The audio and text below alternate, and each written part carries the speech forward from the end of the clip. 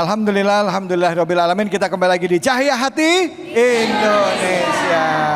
Memang kalau bicara mengenai menjaga perasaan, menjaga ukhuwah, tidak memutus tali silaturahim, kadangkala kita lebih gampang tenggang rasa sama orang yang hubungannya jauh sama kita ketimbang orang yang dekat sama sehari-harian sama kita. Ya, karena alasannya kan dia orang saya, keluarga saya, pastinya bisa ngertiin saya. Padahal yang namanya orang paling dekat itu punya perasaan, suami punya perasaan, istri punya perasaan, begitu juga dengan anak, kakak, adik dan orang tua kita. Kita akan coba bahas lebih dalam lagi, tapi saya kasih kesempatan sama ibu-ibu, bapak-bapak yang mau bertanya.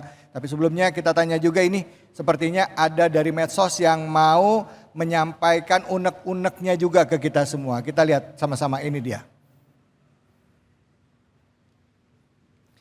Dalam Islam ya, yuk tanya di sini. Dalam Islam itu kan tidak boleh memutuskan tali silaturahim. Lalu saya punya tetangga yang suka memberikan dampak buruk ke saya, bahkan ke sekitar. Apakah saya harus memutuskan tali silaturahim? Karena kalau saya terusan sama dia tuh saya jadi terpengaruh. Bagaimana Pak Ustadz? Kira-kira silakan Pak Ustadz. Ya silakan Pak Ustadz. Baik.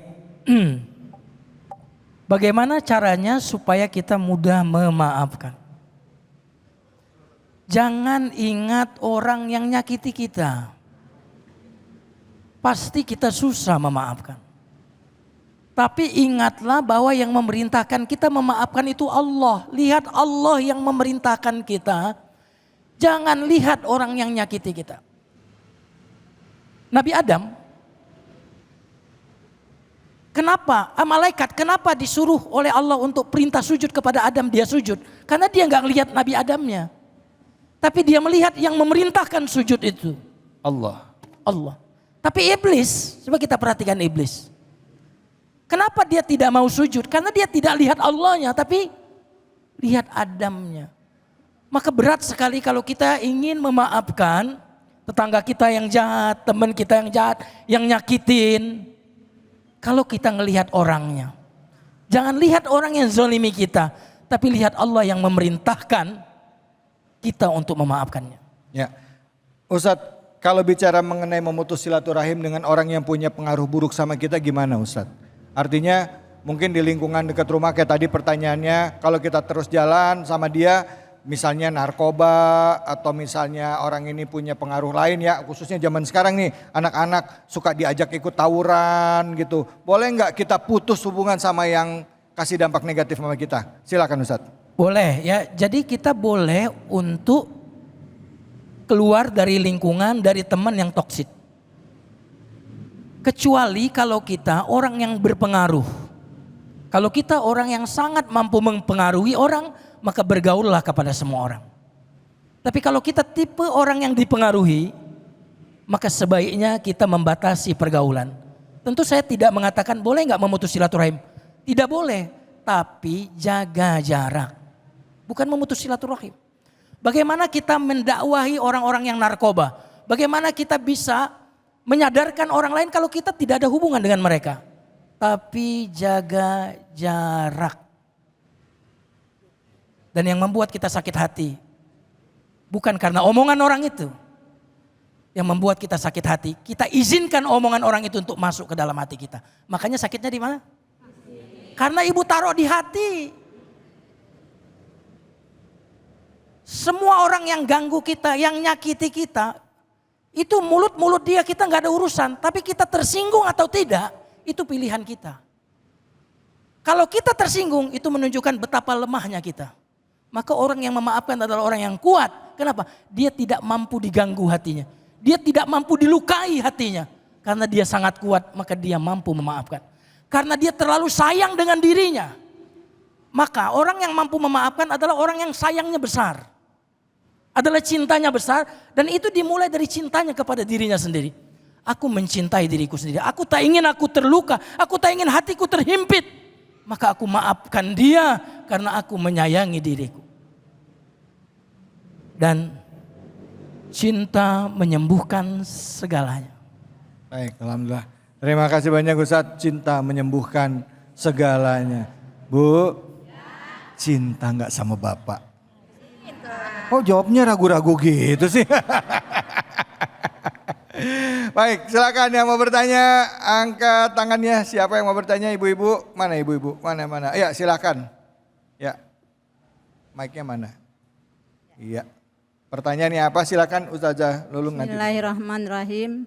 Assalamualaikum warahmatullahi wabarakatuh. Waalaikumsalam warahmatullahi wabarakatuh. Mohon izin Umi, Pak Ustadz, saya mau bertanya, dalam kondisi apa Islam itu memperbolehkan umatnya untuk memutuskan silaturahmi? Demikian pertanyaan saya. Assalamualaikum warahmatullahi wabarakatuh. Waalaikumsalam.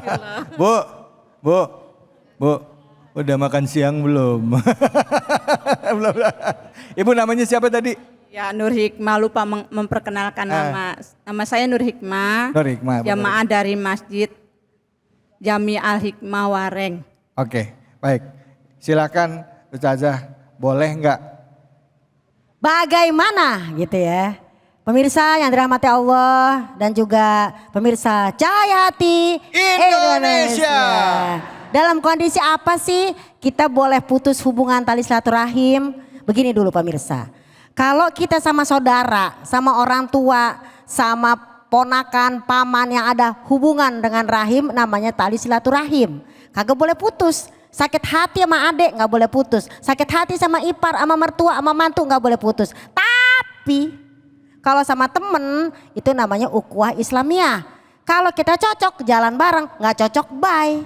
Apalagi tadi yang dinyatakan oleh guru kita, kalau dia berdampak negatif jangan kita temenin. Nah bagaimana kondisi biar kita tuh dibilang tidak putus, tapi ini kondisi yang dimana kita boleh putus. Yang pertama, pemirsa. Jadi kalau misalnya temen kayak tadi nih salah satu contoh udah dinyatakan oleh guru kita. Kalau dia berdampak negatif ya kita jauhin. Apalagi kita kan udah sayang sama diri kita sendiri ya pemirsa. Masa kita mau nyiksa diri, udah tahu dia nyakitin hati kita.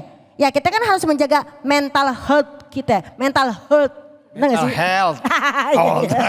Mental kesehatan health, gitu ya. mental. Kesehatan mental kita ya. Karena mohon izin guruku, mohon izin Ustadz dan pemirsa. Ada dalam surat Al-Muzammil ayat 10. Bismillahirrahmanirrahim. Wasbir ala ma yakulun wahjurhum hajaran jamila. Allah. Kita punya saudara nih. Mungkin sama orang tua, mungkin sama anak, sama ipar, sama mantu, sama besan, sama ponakan. Mungkin dia nyakitin. Tapi karena dia saudara satu rahim, mungkin kita di sini sabar atas perkataannya. Tapi menjauhnya dengan cara yang baik. Mungkin jauh fisik tapi tidak putus hubungan tali silaturahim karena sampai akhirat kita berhubungan dengan anak kita. Bahkan kan kadang-kadang maaf nih pemirsa, udah cerai kadang-kadang seorang ibu atau seorang bapak tidak mengizinkan anaknya ketemu sama orang tuanya. Itu nggak boleh juga. Nah kondisi apa yang kita boleh putus? Nauzubillah ya. Kalau boleh putus kalau orang itu tidak ada hubungan rahim dengan kita. Mungkin jaga jarak aja ya kan. Truk aja jaga jarak masa kamu enggak? Gitu ya, yang pertama. Jadi kalau sama orang lain mungkin kita bisa jaga jarak, tapi kalau sama saudara tidak boleh putus karena kata Ibnu Abbas silaturahim dengan orang masih hidup yang pertama ihsan, berbuat baik. Walaupun kita nggak ketemu tapi kita tetap berbuat baik. Aduh kayaknya aku nggak mau ketemu sama mertua deh. Aduh ntar puyeng. Tapi ketika mertua kita minta kita datang atau butuh apapun kita kirimkan, tuh ihsan, berbuat baik. Yang kedua ta'atuf, membantu semampunya. Kita saudara nih, kita bantuin semampunya. Emak kita sakit, anak 4. Membutuhkan biaya misalnya 4 juta. Yang 4-4nya saweran lah. Jangan kamu aja tuh yang kaya tuh. Nah itu. Nah, ini. Kemudian yang ketiga riayah perhatian. Yang keempat arifki. Jadi kondisi apa yang membolehkan kita putus hubungan. Mungkin secara manusiawi kita tidak putus. Tapi yang bikin putus adalah misalnya maaf dia keluar dari keyakinan, kita beda keyakinan jadinya putus tuh. Mungkin di dunia hablum minanas tapi di akhirat sudah tidak ada hubungan lagi silaturahim walaupun dia satu saudara kita. Kira-kira seperti itu Bu. Mohon izin, Anda puas? Saya lemas. Makasih banyak Ustazah. Kiai makasih banyak, Ibu-ibu terima kasih banyak. Begitu juga dengan Bapak-bapak dan juga tadi yang dari medsos ya. memberikan pertanyaan ke kita semua. Yang jelas kalau orangnya toksik ya boleh kita hindari ya. Tetap kita jaga hubungannya, mungkin kasih jarak ya kali ya. Kita jaga jarak, keluar dari lingkungan yang gak bagus, pindah ke lingkungan yang baik insya Allah. Baik, habis ini kita akan belajar ngaji bersama dengan guru kita Ustadz Bobby Herbibowo. Jadi jangan kemana-mana, tetap di sini. Di Cahaya Hati Indonesia.